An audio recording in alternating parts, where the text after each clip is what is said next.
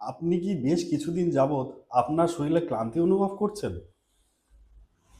কোনো কাজে মন লাগছে না? সামান্য কাজ করতেই হাঁপিয়ে উঠছেন?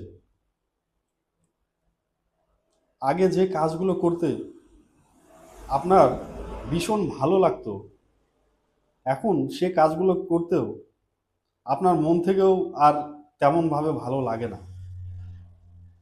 সামান্য ৫ থেকে ১০ মিনিট একটু হাঁটাচলা করলেই এখন আপনি হাঁপিয়ে উঠছেন। এছাড়া সকালে ঘুম থেকে উঠবার পর আপনার শরীর ভীষণ ভারী লাগছে আর মনে হচ্ছে রাতে ঘুম ঠিকমতো হয়নি। আসলে জানেন কি, এগুলো সবই কিডনির সমস্যার ইঙ্গিত। হ্যাঁ, আপনি ঠিকই শুনেছেন। এছাড়াও আপনি কি লক্ষ্য করেছেন, সকালবেলা ঘুম থেকে উঠবার পর যখন আপনি টয়লেটে যাচ্ছেন, প্রস্রাবে কি প্রচুর পরিমাণে ফেনা হচ্ছে? সে ফেনা কি দীর্ঘক্ষণ থাকছে, মানে ২-৩ মিনিট বা তারও বেশি? তাহলে সতর্ক হয়ে যান।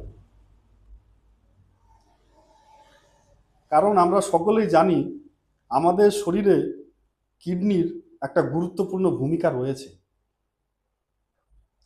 কিডনি প্রতিদিন আমাদের শরীরে প্রায় ১৮০ লিটার রক্ত পরিশোধন করে, মানে ফিল্টারেশনের কাজ কিন্তু কিডনি করে থাকে।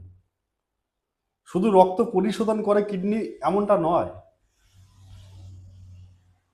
কিডনি আমাদের শরীরের যে দূষিত বজ্র পদার্থ, সেই বজ্র পদার্থকে আমাদের শরীর থেকে মলমূত্রের আকারে বের করে দিতেও কিন্তু কিডনি সাহায্য করে। এছাড়া ব্লাড প্রেশার নিয়ন্ত্রণেও কিডনির যথেষ্ট ভূমিকা রয়েছে। আপনার কিডনি যদি খারাপ হয়ে যায় তাহলে আপনার ব্লাড প্রেশার বেড়ে যাবে, কন্ট্রোলে থাকবে না। তাই ব্লাড প্রেশার নিয়ন্ত্রণেও কিডনির একটা বিশাল ভূমিকা রয়েছে, আমরা অনেকেই জানি না। শুধু ব্লাড প্রেশারেই নয়,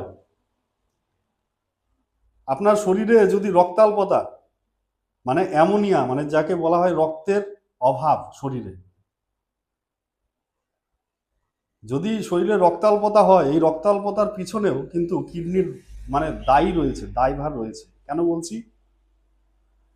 আমাদের শরীরে লাল রক্ত কণিকা গঠনেও কিন্তু কিডনির বিশাল সক্রিয়তা রয়েছে। আর ভয়ঙ্কর ব্যাপার কি জানেন, আমাদের কিডনি যদি খারাপ হয়, আমাদের শরীরে কোনো রকম ব্যথা হয় না, কোনো রকম জ্বর আসে না। এই কিডনি নীরবে ধীরে ধীরে শরীরে খারাপ হতে শুরু করে দেয়, কিন্তু আপনি সেটা টেরও পান না। এই কারণে এই কিডনি খারাপ হওয়াকে বা কিডনির রোগকে ডাক্তাররা বলে থাকে সাইলেন্ট কিলার, মানে নীরব ঘাতক। নীরবে আপনার কিডনি নষ্ট হচ্ছে, কিন্তু আপনি জানতেও পারছেন না। তাই ভিডিওর শুরুতে যে আলোচনাগুলো করলাম,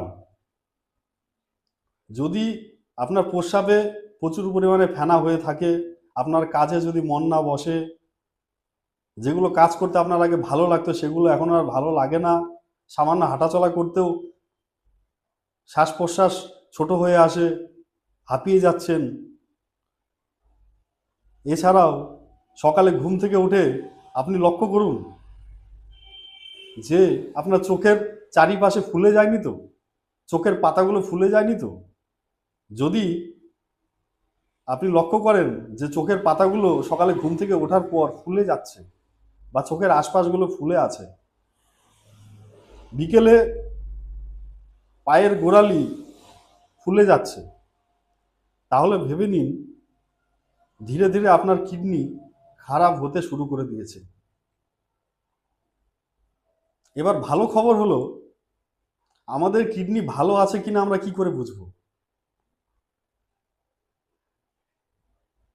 খুব ছোট্ট পরামর্শের মধ্যে বলে দিই, আমাদের কিডনি ভালো আছে কিনা বোঝার জন্য সামান্য একটা রক্ত পরীক্ষা খুব সামান্য খরচায় হয়ে যায়।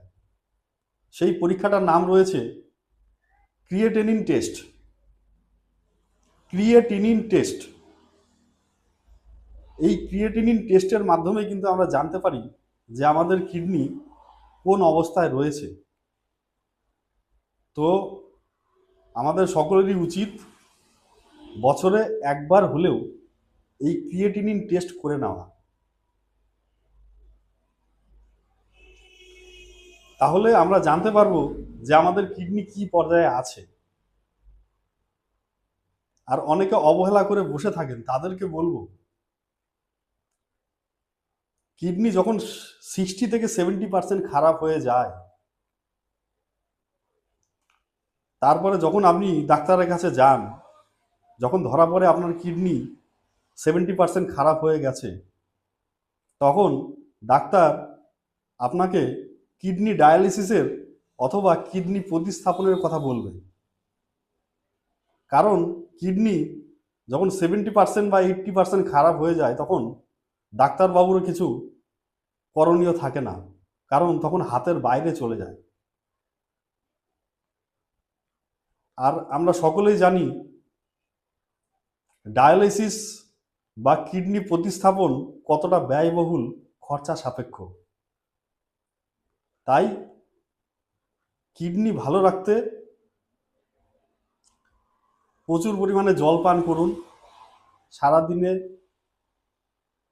অন্তত পক্ষে 7 থেকে 8 গ্লাস জল পান করুন।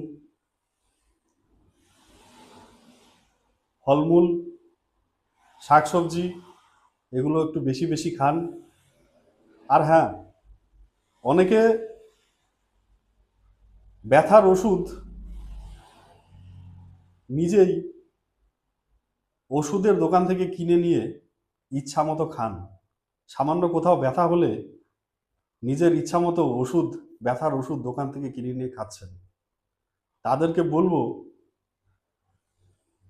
এই পেইন কিলার অর্থাৎ ব্যথার ওষুধ আপনার কিডনির উপরে কিন্তু প্রভাব ফেলছে। আপনার কিডনি ধীরে ধীরে খারাপ হচ্ছে। তো চেষ্টা করুন ডাক্তারি পরামর্শ ছাড়া আপনি নিজে নিজে ওষুধ দোকান থেকে কিনে অন্তত পক্ষে ব্যথার ওষুধ বা কোনো রকম অ্যান্টিবায়োটিক খাবেন না। নিজের স্বাস্থ্যের যত্ন নিন, খেয়াল রাখুন, ভালো থাকুন। আর আমার এই ভিডিও আপনাদের যদি বিন্দু মাত্র উপকারে এসে থাকে, তাহলে দয়া করে একটা লাইক, একটা কমেন্ট এবং সাবস্ক্রাইব করে দেবেন।